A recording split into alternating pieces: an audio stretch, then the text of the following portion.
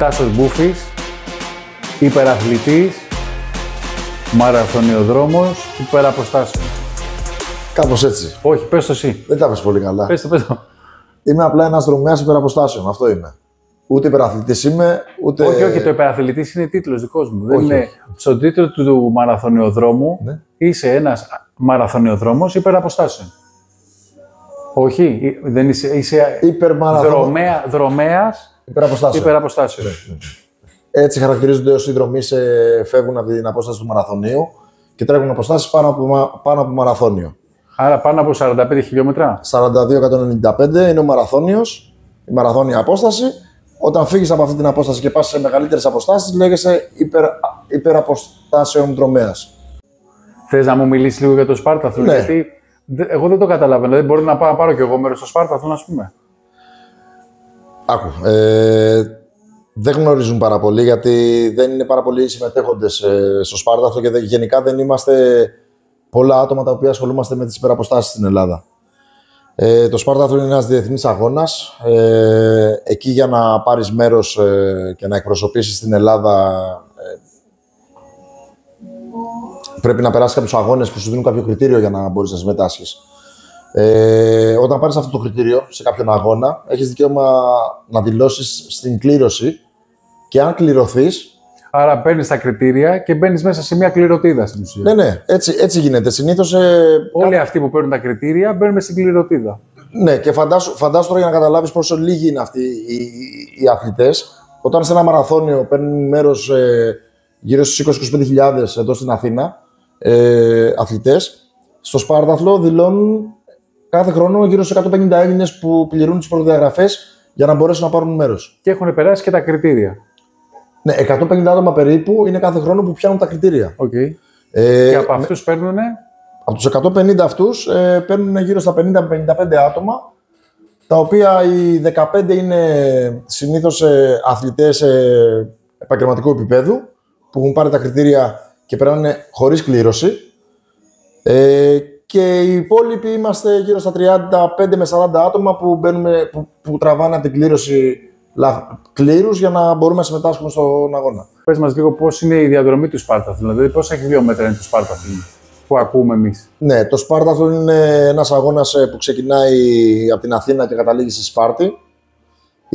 Η διαδρομή είναι 245 χιλιόμετρα και είναι η διαδρομή η ιστορική διαδρομή που έκανε ο Φιτιπίδης, ο ημεροδρόμος, για να ζητήσει βοήθεια, έφυγε από την Αθήνα για να ζητήσει βοήθεια από τους Σπαρτιάτες για να κατέβουν στη μάχη του μαραθώνα. Άρα δηλαδή εσύ φεύγεις από την Αθήνα και όλοι, φαντάζομαι πόσα άτομα παίρνουν μέρος, γύρω στα 380 δρομείς περίπου κάθε χρόνο παίρνουν μέρος. 380 άτομα από όλο τον κόσμο. Από όλο τον κόσμο, είναι διεθνής αγώνας, ναι. Και φεύγετε από εκεί τρέχοντας και φτάνετε στη Σπάρτη. Αυτό δηλαδή πόσο χρόνο θέλει? Το Σπάρταθλο έχει χρονικά περιθώρια. Αυτή είναι η ιδιαιτερότητα του αγώνα και η δυσκολία του. Πρέπει να τελειώσει μέσα σε ένα χρονικό πλαίσιο. Πρέπει να τελειώσει σε 36 ώρες. Αλλά το Σπάρταθλο έχει 72 σταθμούς ανεφοδιασμού. Και ο κάθε σταθμός ανεφοδιασμού έχει χρονικό όριο που πρέπει να περάσεις. Δηλαδή, ο κάθε σταθμός έχει το χρονικό όριο και σου λέει ότι εγώ θα κλείσω στις 8 ώρες από την εκκίνηση. Αν δεν προλάβεις να φτάσεις στο σταθμό, οπουδήποτε και να είσαι, τέλειωσε. Σταματάει ο αγώνας. Παραδίδεις τον αριθμό και σταματάει ο αγώνας για σένα. Και αυτό μπορεί να γίνει μέχρι και τον τελευταίο σταθμό, που είναι το 240 χιλιόμετρο. Δηλαδή, μπορεί να έχεις φτάσει στο 240 και να χάσεις το σταθμό για 1 λεπτό. Το Σπάρταθλο έχει χρονικό περιθώριο 36 ώρες. Και εσύ το έκανες? 34-19. Κοιμήθηκες? Όχι. Είναι αστείο γιατί αυτή είναι η πρώτη ερώτηση που μου κάνουν. Αν κοιμήθηκα. Όχι, δεν κοιμήθηκα γιατί δεν προλάβαινα τα χρονικά περιθώρια. Αυτό που συμβαίνει σε ένα δρομέα υπεραποστάσεων, που μπορεί να τρέχει 20, 30, 40 ώρες, 50, 60, 100 ώρες, εξαήμερο. Υπάρχουν αγώνες που διαρκούν 6 μέρες. Αυτό που συμβαίνει στο σώμα είναι ότι επηρεάζει το σώμα και το καταπονείς σε κυταρική δομή. Δηλαδή, καταπονείς το κύτταρο. Όταν τρέχεις ένα μαραθώνιο, καταπονείς τους μυς. Το 21 δηλώνεις στο Σπάρταθλο, δεν μπαίνεις. Το 21. Πληρείς τις προϋποθέσεις, δεν μπαίνεις μέσα στο Σπάρταθλο από την κλήρωση. Σχεδόν, κάτσε να σου πω. Το 21 πήρα το κριτήριο, το 22 δήλωσα στο Σπάρταθλο και κληρώθηκα. Ήμουν τυχερός. Α, κατευθείαν με την πρώτη. Ναι, ήμουν τυχερός. Υπάρχουν άτομα που έχουν δηλώσει 5-6 χρόνια συνεχόμενα και δεν έχουν κληρωθεί. Το 22 πήγα, έκανα προετοιμασία, πήγα. Αλλά επειδή αντιμετώπιζα κάποια προβλήματα υγείας στο τρέξιμο, είχα λιποθυμικά επεισόδια, είχα κάποια πράγματα και κάποιες εγκαταλείψεις σε αγώνες. Και στο Σπάρταθλο συνέβη και στο 70 χιλιόμετρο εγκατέλειψα. Να πούμε ότι το 22 δεν τερμάτισες. Δεν τερμάτισα, έμεινα στο 70. Αλλά ναι. το 23 τερμάτισες.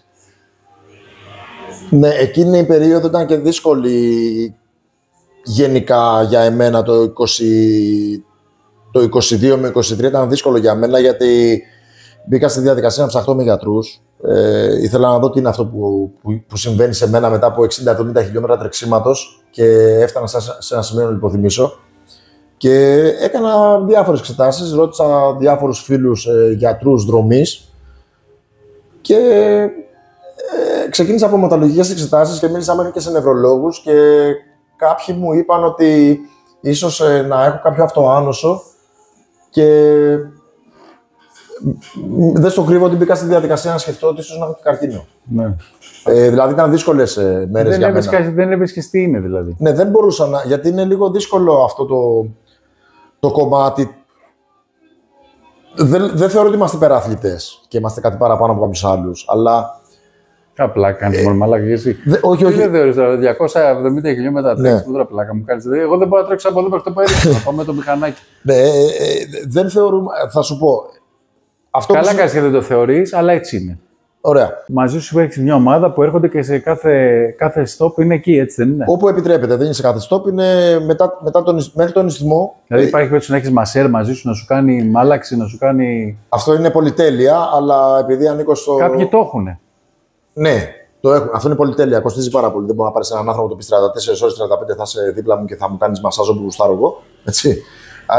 Αλλά επειδή ανήκω στο Σύλλογο Δρομέων, Σπαρτιά των Δρομέων, ο σύλλογος, επειδή εκείνη τη χρονιά τον εκπροσωπούσαν 5 άτομα, είχε βάλει ένα μασέρο, ο οποίος ήταν στον πρώτο και περίμενε μέχρι να φτάσει και ο τελευταίος δρομέας και μετά ξαναπήγαινε πάλι στον πρώτο.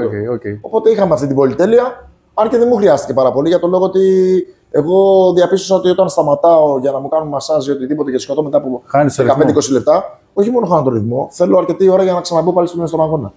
Τα παιδιά που ήρθαν μαζί σου, τα λέμε, είναι φιλαράκια μας. Τα παιδιά, ναι, την πρώτη χρονιά ήταν ο Δημήτρης ο Ζουμπουλάκης από εδώ από το νησί, ο Βασίλης του Ραπανιώτης πάλι από εδώ πέρα από το νησί και είχα. Τον Πέτρο τον Ορφανό. Και τον Πέτρο τον Ορφανό τον είχα μαζί την πρώτη χρονιά. Στεναχωρήθηκαν πάρα πολύ γιατί είχαμε πάει με πολύ ενθουσιασμό, αλλά τελικά καταλήξαμε. Δεν βγήκε, δεν πειράζει. Δεν βγήκε, ναι. Τη δεύτερη χρονιά είχα τον πρόεδρο του Σπαρτιά των Δρομέων, τον Χρήστο τον Αναγνωστάκο, που τον αγαπώ πάρα πολύ. Είναι Χρήστο, είσαι ιδέα, αν το δεις αυτό. Γεια σου και Χρήστο. Γεια σου, Χρήστο. Είχα τον Χρήστο τον Αναγνωστάκο. Ο Πέτρος λόγω δουλειάς δεν μπορούσε να έρθει, αλλά μπόρεσε να τελειώσει τη δουλειά και κατευθείαν ο άνθρωπος, ο φίλος, έφυγε και ήρθε στον Ισθμό για να με προλάβει. Είχαμε κανονίσει την ώρα που θα φτάνω εγώ περίπου στον Ισθμό, αλλά για κάποιο λόγο μου βγήκε πιο καλά. Και όταν έφτασε ο Πέτρος, εγώ έφευγα. Είχα φύγει. Τον πέρασες. Ναι. Να σημειώσουμε ότι ο Ισθμός είναι το 82 χιλιόμετρο και το Σπάρταθλο εκεί πέρα θέλει να ξεσκαρτάει τους δρομείς οι οποίοι δεν είναι ικανοί. Και σου δίνει 9,5 ώρες. 9,5 ώρες για 82 χιλιόμετρα είναι αρκετά γρήγορος ρυθμός. Πολύ γρήγορος ρυθμός. Και είναι οι πιο δύσκολες καιρικές συνθήκες που αντιμετωπίζει στο Σπάρταθλο. Είναι εκείνη η ώρα της πρώτης μέρας μέχρι το απόγευμα. Οπότε εκεί έχει γίνει το ξεκαθάρισμα. Όποιος φτάσει οριακά εκεί πέρα, μετά δεν έχει ελπίδες να πάει παραπέρα. Φτάνει άλλα 10, 20, 30, 50 χιλιόμετρα, μετά σταματάει τελείως, το χάνει.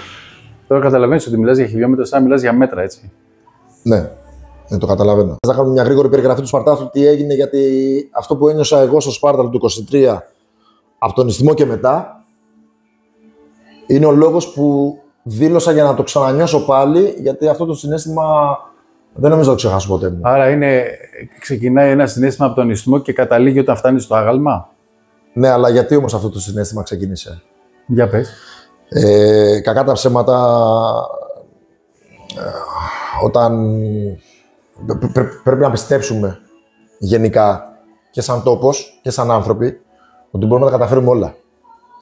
Δεν είναι ωραίο να λέμε ότι είμαστε ένα μικρό νησί, ας πούμε, και πώς μπορεί αυτό το μικρό νησί να βγάλει έναν άνθρωπο που θα κάνει αυτό το πράγμα σε οποιοδήποτε τομέα.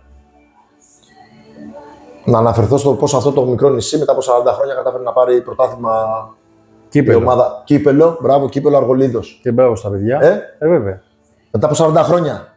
Που σημαίνει ότι τα 40 χρόνια αυτά είχαμε καταλήψει την ελπίδα και την ιδέα ότι μπορούμε να κατακτήσουμε ένα Κύπελο Αργολίδος, έτσι. Ναι. Αυτό δεν πρέπει να χάνεται. Πρέπει να το έχουμε στο μυαλό μας συνέχεια ότι είμαστε πολύ δυνατοί και ότι μπορούμε να καταφέρουμε πολλά πράγματα. Εγώ όταν πήγα την πρώτη χρονιά κατά ψέματα, επειδή κατέληψα, πολλοί σκεφτήκανε και μου το έχουν πει και το έχω εκλάβει, ας πούμε, ότι ρε εσύ, εντάξει, πας κάνεις 50, 100, Σπάρταθλο, είναι πάρα πολλά χιλιόμετρα. Μου έχουν πει. Και πολλοί έχουν πει, έλα τώρα, το Ασούλης τώρα θα πάει να κάνει τώρα, εντάξει, να είδες. Το 23 που πήγα πιο προετοιμασμένος, πήγα πιο ήρεμος γιατί ήξερα τι πρόβλημα είχα. Κακά τα ψέματα στον νησμό δεν με περιμέναν πάρα πολύ να φτάσω.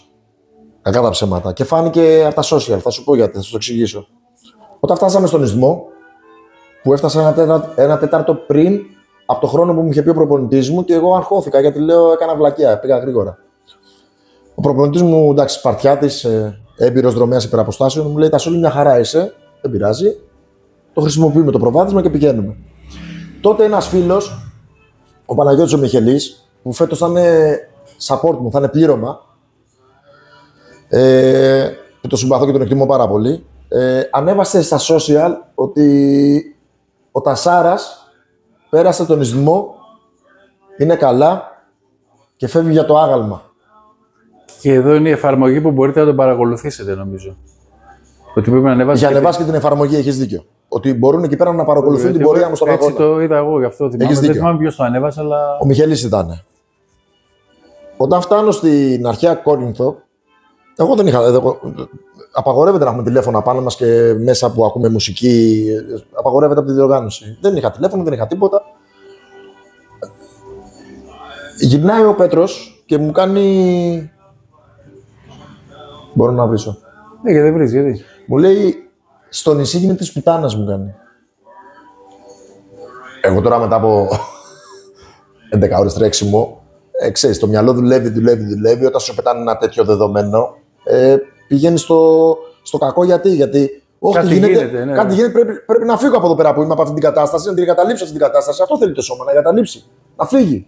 Τι κάνω, τρέχω 11, 12, 15 ώρες, 20. Να φύγω από αυτή την κατάσταση, τι έγινε, του λέω. Και μου κάνει ο Πέτρος, επειδή έχει κάνει support σε πολλούς φίλους του, σε μεγάλες αποστάσεις, ο Πέτρος είναι έμπειρος. Μου λέει τίποτα, βλακεία είπα, μου κάνει. Όλα μια χαρά μου λέει στο νησί, μη σε νοιάζει, εσύ τον αγώνα σου. Ηρεμώ και συνεχίζω. Εντάξει, πέρασα δύσκολες καταστάσεις, δεν μπορώ να πω έτσι, είμαι στον αγώνα. Πέρασα φάσεις που δεν τις θυμάμαι. Νόμιζα ότι ήμουν χάλια, αλλά τελικά μου είπε ο προπονητής ότι δεν είσαι χάλια, ήσουν πολύ καλά. Και δεν τη θυμάσαι γιατί το μυαλό ήταν ήρεμο. Δηλαδή δεν πίναγες, δεν δίψαγες, δεν κρύωνες, δεν είχες να σκεφτείς αρνητικά πράγματα. Και το μυαλό κλείδωσε. Και απλά πήγαινε. Μπορεί και χυμόσουν κιόλας. Ίσως. Αυτό έγινε στην παιδεία της Τρίπολης που ήταν εύκολο κομμάτι και νύχτα. Φτάνω στην Τεγέα με δύσκολες συνθήκες γιατί εκεί πέρα στην παιδεία της Τρίπολης έχει υγρασία, έχει πάχνη, ομίχλη, δεν ξημερώνουν ποτέ. Δηλαδή πήγε 9 η ώρα να βγει ο ήλιος και μόλις βγήκε ο ήλιος από αντιανεμικά, εσωθερμικά.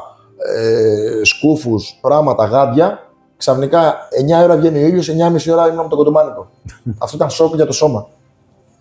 Εκεί πέρα μου λέει ο Πέτρος, όλοι οι σπέτσες ξενυχτάει μαζί σου. Και εκεί καταλαβαίνω τι έχει γίνει. Αυτό, μόλις μου το είπε, κατάλαβα ότι το νησί. Αλήθεια ήταν αυτό. Ναι, το νησί είναι εκεί και με παρακολουθούν τώρα. Και αυτό μου έδωσε δύναμη. Δηλαδή το νησί με στηρίζει, με παρακολουθεί, βλέπει την προσπάθειά μου. Δεν με άγχωσε. Να πω, όχι, πρέπει. Εκείνη τη στιγμή. Και μετά από 24 ώρες, δηλαδή 26 ώρες που είχαμε ξεκινήσει, δεν νίσταζα καθόλου. Είχα την ίδια ενέργεια. Λέω, πάμε. Κακά τα ψέματα στο τελευταίο μου μαραθώνι, δηλαδή στα τελευταία 21 χιλιόμετρα, ήταν δύσκολα. Ήταν αρκετά δύσκολα. Γιατί παράλληλα. Εγώ έβλεπα ανθρώπους που δηλαδή Πώς να σου πω τώρα, πώς να το περιγράψω. Βλέπεις άνθρωποι που είναι σαν ζόμπι. Δηλαδή, πώς πάνε τα ζόμπι που πάνε κάπως έτσι. Και έτσι άνθρωπος και συνέχιζε για να φτάσει στη Σπάρτη. Άλλοι μπαίνουν στη Σπάρτη και μπουσουλάνε. Δηλαδή, βλέπεις δύσκολες καταστάσεις πολύ. Και νόμιζα ότι και εγώ έτσι είμαι, αλλά δεν ήμουν. Εγώ ήμουν καλά και τους παίρναγα αυτούς. Αλλά δεν το σκεφτόμουν εκείνη τη στιγμή. Κάποια στιγμή ζορίστηκα πολύ σε ένα ανηφορικό κομμάτι που ήταν το τελευταίο ανηφορικό και μετά βλέπαμε τη Σπάρτη. Και εκεί πέρα σίγουρα έκανα αρνητική σκέψη. Λέω δεν πάει άλλο. Πρέπει να τελειώσει αυτό το πράγμα, αυτό το μαρτύριο. Γιατί το νιώθα μαρτύριο. Και εκεί σκέφτομαι και λέω, τι να κάνεις. Τι να κάνεις, λέω. Όλη η παίκτης κοιτάει εσύ να τερματίσεις, λέω. Τελείωσε, δεν έχει. Έχεις φτάσει. Να το αδακρύζω κιόλας. Δεν το πίστευα μόλις σκέφτηκα αυτό, γιατί είναι η τούμπα του μυαλού, έτσι. Εκεί πέρα που λες, θέλω να φύγω από αυτή την κατάσταση. Δεν μπορώ άλλο. 32 ώρες, δεν μπορώ άλλο. Τούμπα και λέω, οπ. Το νησί όμως με παρακολουθεί, περιμένει να φτάσω. Με βλέπει όλο το βράδυ. Μπουσταρίστηκες. Και φτάνω τέλος πάντων. Την ώρα που είναι να στρίψω, έχω πει και στο Χρήστο τον Αναγνωστάκο, του λέω: θέλω τη σημαία. Είχα πάρει και μια σημαία δίμετρη, το Σπετσόν. Και θα σου πω και ένα αστείο που έγινε. Παίρνω τη σημαία, μπαίνω μέσα. Εκεί πέρα με περίμεναν σπετσιώτες και φέτος μου έχουν πει ότι θα έρθουν οι πιο πολλοί σπετσιώτες και θα είναι τιμή μου. Και είναι πολύ ωραίο. Είναι ωραίο να στηρίζουμε άτομα εκτός Σπετσών και να είμαστε εκεί πέρα. Όπως έγινε και με την ομάδα. Έτσι. Είχε πάει μισή σπέτση, είχε πάει. Εγώ δεν κατάφερα. Ήταν η κόρη μου, η γυναίκα μου. Ήταν ο Νίκος ο Κόκορης με τα παιδιά του. Και ο Νίκος μου είπε: βλέπω αυτούς που ερχόντουσαν και χάλια και έλεγα: τι θα δούμε τώρα, πώς θα μπει ο Τάσος μέσα, τι θα αντικρίσουμε. Και μόλις σε είδα, μου λέει: νόμιζα ότι έχει ξεκινήσει εκείνη τη στιγμή. Μπήκες, μου λέει: κύριος, μου λέει, δυνατός. Με τη σημαία. Εντάξει, όταν παίρνω εγώ το κάνω πάντα έτσι. Όποτε τερματίζω σε αγώνες, έχω τη σπετσιώτικη σημαία. Έχω μία σημαία που έχω. Όποτε παίρνω τη σημαία είναι για μένα. Νιώθω άτρωτος. Δηλαδή πίστευα όταν τερμάτισα ότι μπορούσα να γυρίσω πίσω. Στην Αθήνα. Ήρθαν τα παιδιά μου, με πήραν, τρέχαμε, τερματίσαμε όλοι μαζί. Όταν τερμάτιζα, η μπλούζα μου μπροστά ήταν έτσι και ο αριθμός ήταν από μέσα την μπλούζα, δεν φαίνοτανε. Και τερματίζω με τη σπετσιώτικη σημαία. Έγινε όπως το φαντάστηκα, που το είχα παίξει στο κεφάλι μου, δηλαδή σταμάτησα, γιατί ο τερματισμός είναι όταν ακουμπήσεις το πόδι του βασιλιά, Λεωνίδα. Εκεί τερματίζεις. Εγώ σταμάτησα πριν, το πήρα όλο, έβλεπα το βασιλιά, είπα αυτά που ήθελα να πω γιατί τέλος πάντων. Ανέβηκα τα σκαλάκια σιγά σιγά. Όταν σταμάτησα, άκουσα στα ηχεία που ήταν κοντά, αυτός που έρχεται ποιος είναι. Αυτοί που κάνουν το σπικάζ της διοργάνωσης. Από ποια χώρα είναι.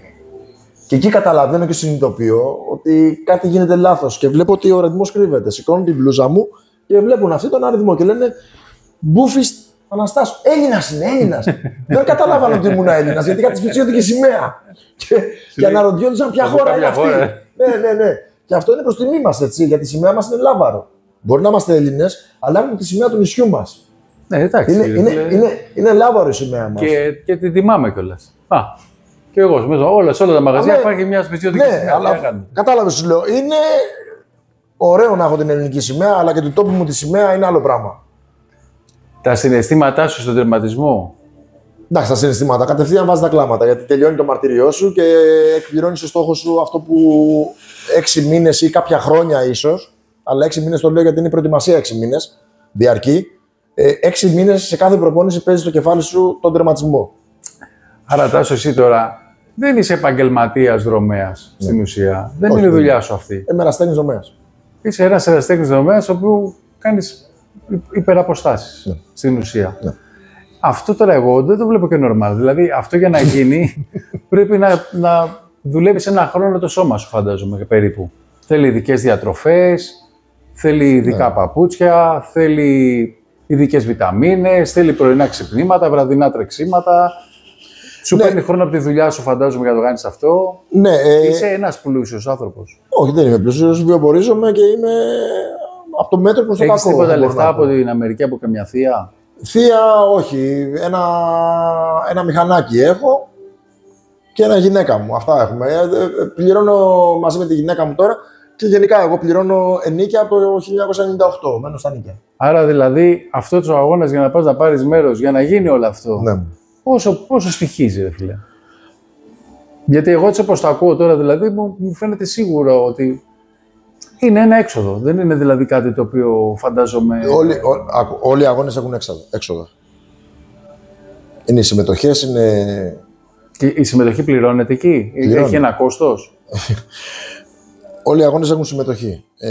Σίγουρα, αν θες να έχεις μια διάρκεια σε αυτό που κάνεις και να μην τραυματίζεσαι, πρέπει να πάρεις όταν ανεβαίνεις χιλιόμετρα, έτσι. Άμα μου πεις ότι θα κάνω ένα πεντάρι εδώ πέρα στο σπέτσαθλον ή στο σπέτσι μάραθον, και αυτό θα κάνω και θα κάνω πενταράκια μόνο, 5 χιλιόμετρα δηλαδή, δεν χρειάζεται. Και 5 χιλιόμετρα για το χαβαλέ μου, όχι για να πάω να κυνηγήσω να πιάσω πανελλήνιο πρωτάθλημα, έτσι. Δεν χρειάζεται να πάρεις ένα προπονητή, αλλά όσο ανεβαίνουν τα χιλιόμετρα, επειδή δεν γνωρίζουμε, πρέπει να πάρεις έναν προπονητή, ο οποίος θα σου βγάλει σωστές προπονήσεις, να μην βγάλει τους τραυματισμούς και να μην φας τα λεφτά σου στους γιατρούς. Όλοι οι αγώνες έχουν ένα κόστος. Όσο μεγαλώνουν οι αγώνες, αυτά τα κόστη μεγαλώνουν. Δηλαδή το Σπάρταθλο, φαντάσου.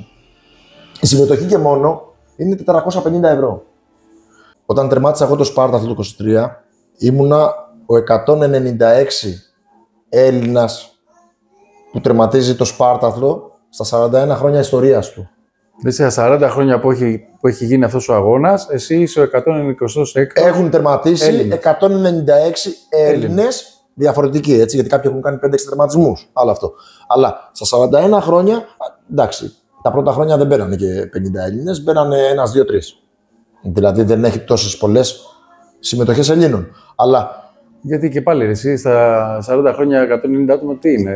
Αυτό θέλω να σου πω. Είναι ο αγώνας που έχει μεγαλύτερο ποσοστό εγκαταλείψεων από ότι τερματισμών. Δηλαδή το Σπάρταθλο, νομίζω, αν δεν κάνω λάθος, έχει 54% τερματισμού. Πιθανότητα εγκατάλειψης. Εγκατάλειψη. Δηλαδή οι 46% τερματίζουν. Από όσους έχουν πάρει μέρος, από τους 1000 έχουν τερματίσει 460 από τους 1000. Και οι 540 έχουν εγκαταλείψει. Το 23 που τερμάτισες, είχε στήριξη από τα μαγαζιά του νησιού, από το νησί, από το Δήμο, υπήρχε στήριξη οικονομική? Άκουσε να δεις. Ξεκίνησε το 22 που πήγα στο Σπάρταθλο, με προσέγγισε το ξενοδοχείο Ποσειδώνη και ο Αντώνης ο Βορδώνης και μου έκανε μια πολύ σοβαρή χορηγία. Μου κάλυψε ένα μεγάλο ποσό, δεν χρειάζεται να λέμε. Σχεδόν όλο το Σπάρταθλο. Σχεδόν όλο το Σπάρταθλο. Αυτό με βοήθησε πάρα πολύ, γιατί σαφώς σου φεύγει η έννοια ότι ξέρεις κάτι. Γιατί κακά τα ψέματα. Μόνο ο Βορδώνης ήταν εκεί? Ήταν ο Αντώνης, ναι, μόνο. Στο 22 μιλάμε. Το 22 ήταν ο Αντώνης μόνο. Αυτό με βοήθησε, γιατί καταλαβαίνεις τώρα, θα σου πω.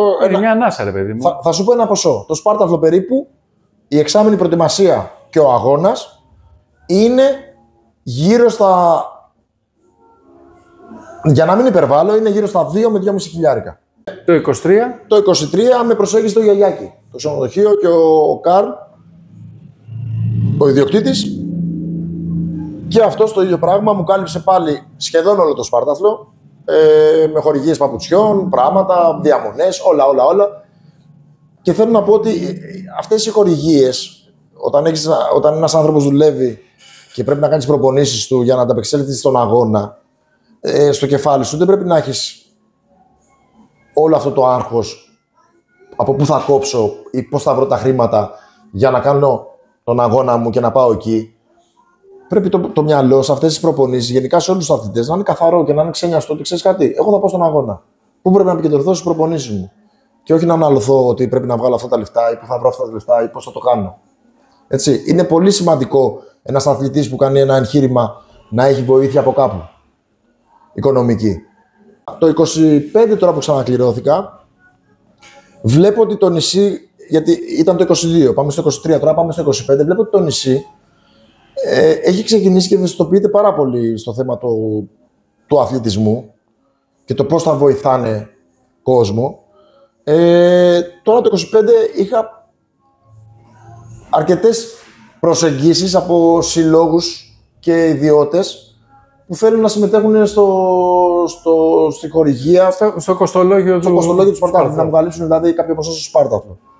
Εμένα αυτό μου αρέσει πάρα πολύ, αυτή η ανταπόκριση, γιατί ίσως να συμπαθούν εμένα, ίσως δεν ξέρω για ποιο λόγο το κάνουν. Όχι, δεν είναι θέμα συμπάθειας αυτό. Αυτό είναι θέμα τιμής και περηφάνειας. Δηλαδή, όταν εσύ τερματίζεις με τη σημαία του νησιού. Μπράβο, δεν είμαι μόνο εγώ. Όπως και όταν μπαίνεις μέσα στο ταξί και έρχεσαι και σε περιμένουν 500 άτομα κάτω εκεί. Άλλο αυτό. Όχι, δεν είναι άλλο. Είναι μέσα σε αυτό. Δηλαδή, είναι μια περηφάνεια. Το νησί είναι περήφανο γενικά. Δεν είναι... Έχει περηφάνεια με το. Σίγουρα. Είμαστε τοπικιστές δηλαδή. Σίγουρα, γιατί και τότε που τερμάτισα το Σπάρταθλο, ήρθαν άτομα και με πιάσαν και κλαίγανε. Ναι. Κλαίγανε γιατί και το 23 όσοι θυμούνται. Πρέπει και εσύ να σηκώσεις μια σημαία βοηθείας, νομίζω σε αυτό. Ναι, ήταν. Είσαι λίγο κλειστούλης κι εσύ δηλαδή. Ναι, δεν το μπορώ τόσο πολύ. Εγώ τον τρέπομαι λίγο. Γι' αυτό στο λέω, να, ορίστε. Βοηθήστε εδώ πέρα τον άνθρωπο. Βοηθήστε γενικά τους ανθρώπους που ασχολούνται με τον αθλητισμό. Αυτό.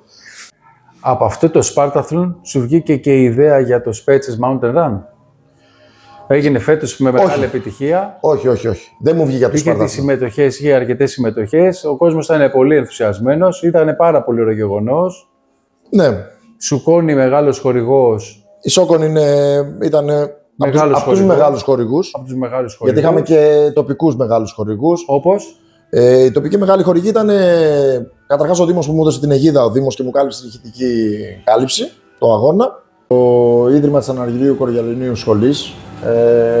Όπου έδωσες και το όνομα στο Spetses Mountain Run. Ναι, γιατί πίστευα ότι πρέπει να τιμήσω τον ευεργέτη του νησιού. Το Spetses Mountain Run by Σωτήριος Ανάργυρος. Ναι, ο αγώνας είναι Spetses Mountain Run, Σωτήριος Ανάργυρος. Έτσι ξεκίνησε και έτσι λέγεται. Έτσι θα συνεχιστεί. Το Ίδρυμα βοήθησε πάρα πολύ. Όπου σου παραχώρησε. Μου παραχώρησε τους χώρους του. Μαζί με την Μπουμπουλίνα, να πούμε έτσι. Γιατί πάντα είναι. Ναι, σίγουρα με τον ΑΟΣ Μπουμπουλίνα. Έχεις πάρει και την αιγίδα της Μπουμπουλίνας, γιατί είναι μαζί αυτά. Ήμουνα υπό την ομπρέλα της Μπουμπουλίνας. Ήμουνα υπό την ομπρέλα του ΑΟΣ Μπουμπουλίνα.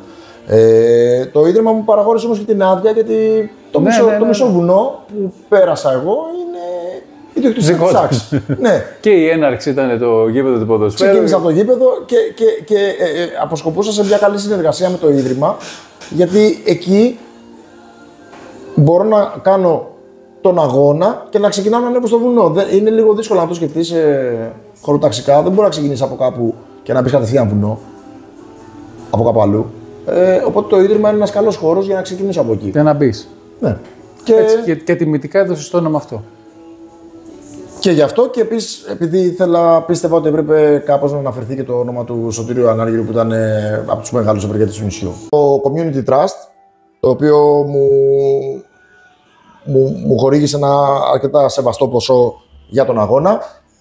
Και επίσης είχα δίπλα μου όλο τον εμπορικό σύλλογο, ο οποίος μου κάλυψε κάποια έξοδα, αλλά και με στήριξε και σε βοήθεια πάρα πολύ. Επίσης, να μην τους ξεχάσουμε και αυτούς, είχαμε και κάποιους οι οποίοι έχουν εξοχικά εδώ πέρα και έχουν εταιρείες, οι οποίοι θέλουν να βοηθάνε στο νησί, και αν το προσεγγίσεις ωραία, είναι πολύ... Ναι, και το κάνουν με αγάπη. Θα τον αναφέρω, δεν πειράζει, αν και ξέρω ότι δεν θέλει. Ο Γιάννης ο Τζανιτουλέας έχει σπίτι εδώ στις Πέτσες και έχει την εταιρεία Sesamis. Αυτή η εταιρεία για αρχή, μόλις του ζητήθηκε για να γεμίσουν την τζαντούλα των αθλητών, έστειλε πράγματα να βάλουν στην τζαντούλα των αθλητών. Χωρίς δεύτερη κουβέντα, τίποτα. Και στεναχωρήθηκε κιόλας, γιατί το είχα πει νωρίτερα, για να με βάλει στον προϋπολογισμό της εταιρείας. Πάντα ήθελα να διοργανώσω κάτι, γιατί ήθελα να βοηθήσω το νησί. Αυτό που έκανα ήταν μια ιδέα που μου ήρθε 2 χρόνια πριν, και επειδή η πορεία μου στο δρομικό κίνημα μου έφερε και αρκετές γνωριμίες πάνω σε αυτά τα αντικείμενα, σε αυτό το αντικείμενο, είδα ότι μπορώ να μιλήσω και να τολμήσω να κάνω έναν αγώνα στο νησί. Σκέφτηκα να κάνω έναν αγώνα βουνού, γιατί έχουμε απίστευτο βουνό πάνω και πολύ ωραία τοπία. Εγώ δεν είχα πάει να σου πω την αλήθεια, και με πήγαν κάποια άτομα και μου δείξαν κάποια μονοπάτια και έπαθα πλάκα, γιατί έχω τρέξει σε βουνά και τα έχω δει. Ο στόχος μου ήταν να φέρω κάποια άτομα να δουν ότι το νησί προσφέρεται και χειμώνα και μπορούμε να έχουμε τουρισμό και το χειμώνα, και επίσης να έρθει κόσμος και να δουλέψουν τα μαγαζιά. Δηλαδή, ο σκοπός μου δεν είναι να κάνω έναν αγώνα, και θα το συνεχίσω αυτό, δεν είναι να κάνω έναν αγώνα για να κάνω έναν αγώνα απλά και να μαζευτούν κάποια χρήματα Και φαίνεται και από τις συμμετοχές. Δηλαδή, εγώ έκανα έναν αγώνα 20 χιλιόμετρων, μία απόσταση, και ήταν 15 ευρώ συμμετοχή με μπλουζάκι, μετάλλιο, χρονομέτρηση, καλούδια με στην τσάντα. Συνεργάστηκα με τον Αός Μπουμπουλίνα. Ήταν και ο Αός Μπουμπουλίνα που βοήθησε πάρα πολύ. Και μπορούσε να κάνεις μπάνιο όταν τερματίσεις. Και μετά είχαμε το πανηγυράκι από πάνω, στο οποίο μπορούσε να φας φασολάδα, να φας κρέατα, να φας πίτες που είχαν φτιάξει ο Σύλλογος Γυναικών, να τον αναφέρω κι αυτόν. Με την Άννα Τζεκούρα. Με την Άννα Τζεκούρα, ναι, και με πολύ αγάπη και πολύ πρόθυμη. Ναι, φοβερή. Και όλα αυτά με 15 ευρώ. Δηλαδή δεν πάει αυτός ο αγώνας να βγάλει λεφτά. Αυτός ο αγώνας πάει να προσελκύσει κόσμο, να είναι ένας φθηνός αγώνας που θα έχει ωραίες παροχές, να δούμε το νησί, να το διαφημίσουμε και να δουλεύουν τα μαγαζιά του νησιού και οι επαγγελματίες και οι επιχειρηματίες του νησιού. Έτσι. Αυτό είναι ο σκοπός. Στο μυαλό σου, τρέχοντας, Ναι. όπως στη Σκοπιά όταν είμαστε φαντάρι, περνάνε ρε φίλε 1002 πράγματα. Ποιοι σε έχουν κρατήσει στα πόδια σου πάνω σε αυτή τη διαδρομή? Τώρα αυτό που λες είναι το... Τώρα έβαλες το μαχαίρι στο κόκαλο τώρα. Γιατί αυτό που είπες με την εφαρμογή, όλοι μπήκαμε. Δηλαδή και εγώ μπήκα μετά τον ισμό και βασικά και 3 και 4 και 5. Δηλαδή ξύπνησα και έλεγα πού είναι ο Τάσος εσύ, σε πιστεύω γιατί ήρθαν άτομα και μου είπαν ότι ξενυχτήσαμε μαζί σου. Ναι, και τα βάλαμε Κυριακή, βάλαμε ξυπνητήρι λέξη ημερώματα για να δούμε πού είσαι. Πού είναι ο Τάσος? Ναι. Και όταν έβλεπες στον δρόμο έλεγες ο Τάσος πού είναι? Ήταν αλήθεια αυτό. Ποια άτομα πέρασαν από το μυαλό σου? Σίγουρα το πρώτο πράγμα που σκέφτεσαι είναι ο σκοπός. Γιατί έχεις ξεκινήσει να κάνεις αυτό? Γιατί ξεκίνησες από την Αθήνα να πας στη Σπάρτη. Είναι αυτό. Το πρώτο πράγμα που σκέφτεσαι. Μετά συνέχεια σου πετάγονται σαν αναλαμπές διάφορες εικόνες αγαπημένων ατόμων, δικών σου, σίγουρα της οικογένειάς σου, σίγουρα η γυναίκα σου, κάποια πράγματα που μπορεί να σου έχει πει όλη τη διάρκεια της προετοιμασίας, σίγουρα το παιδί σου, που σου δίνουν δύναμη, αλλά παράλληλα μπορεί να σκεφτείς ότι τι πέρασα όλο το καλοκαίρι, ας πούμε, με τις προπονήσεις που έκανα και δεν έβλεπα το παιδί μου, δεν έβλεπα τη γυναίκα μου, και αυτά είναι τα αρνητικά πάλι. Δηλαδή είναι παιχνίδια του μυαλού πολύ. Είναι πάρα πολύ. Σίγουρα σκέφτεσαι τον προπονητή σου σε κάποιες προπονήσεις που του λες, coach, δεν μπορώ να πάω να κάνω τώρα 6 ώρες προπόνηση. Δεν προλαβαίνω να την κόψω, και να σου λέει ο coach τα πράγματα που σου λέγε. Ο Δημόπουλος ο Γιάννης. Όλο coach τον λέω, είναι αγαπημένος. Είναι αγαπημένος και είναι ο προπονητάρας μου. Είναι πράγματα που σου έχει πει ο προπονητής σου. Για να σε ανεβάσει, που σου δίνουν δύναμη. Μετά σκέφτεσαι πάλι αρνητικά πράγματα. Είναι άλλοι φίλοι. Είναι και το support πολύ σημαντικό. Είναι ότι λες, πάμε πιο κάτω, θα δω το φίλο μου που με περιμένει. Που και αυτός, ο Αναγνωστάκος δηλαδή, πρόπερση, ήταν στο τέλος μου βάλε και θα το πούμε και αυτό, Χρισταρά. Στο τέλος, όταν φτάνω στον τελευταίο σταθμό που φτάνω, του ζητάω λίγο κοκακόλα. Και έγινε ένα βιντεάκι viral, γιατί εκείνη τη στιγμή τράβαγε βίντεο ο Χριστάρας και μου βάζει τις φωνές και μου λέει τελείωνε, πάρε ένα νερό, μια κοκακόλα και φύγε, μου κάνει. Μου θες και κοκακόλα. Ήταν τόσο κουρασμένος που μπέρδεψε τα λόγια του. Αυτό έγινε viral και τώρα πλέον με φωνάζουν όλοι κοκακόλα στους αγώνες, να ξέρετε. Αυτός ο άνθρωπος ήταν 36 ώρες, όχι 36, παραπάνω, άυπνος στον δρόμο για να προσέχει εμένα, έτσι. Όλο αυτό, ο δεσμός δρομέα και supporter είναι πολύ δυνατός. Βέβαια, εσύ. Γι' αυτό και έρχονται εκεί. Άρα αυτό είναι η οικογένειά σου πιο πολύ, οι φίλοι σου, ο προπονητής σου. Αυτά σκέφτεσαι για να πάρεις δύναμη στον αγώνα και να συνεχίσεις να πας πιο κάτω. Αλλιώς δεν προχωράς. Εκ των προτέρων να πω και ευχαριστίες σε αυτούς που θα βοηθήσουν φέτος, που έχουν προσφερθεί και έχουν δείξει ενδιαφέρον. Έχουν δείξει ενδιαφέρον, ναι, να βοηθήσουν, και τους ευχαριστώ πάρα πολύ γιατί κάνουν το έργο πολύ πιο εύκολο. Και επίσης μου αρέσει πάρα πολύ το ότι ανοίγουν πόρτες και για άλλους δρομείς, για άλλους αθλητές γενικά, όχι δρομείς, οι οποίοι ξέρουν ότι υπάρχει ανταπόκριση από φορείς του νησιού. Και είναι πολύ καλό γιατί κάποια άτομα μπορεί να έχουν τη δυνατότητα να πάνε σε κάποιους αγώνες, κάποια άλλα μπορεί να μην την έχουν. Έτσι. Και να είναι ταπεινά άτομα και να μην πηγαίνουν να ζητήσουν. Όπως εσύ καλή ώρα.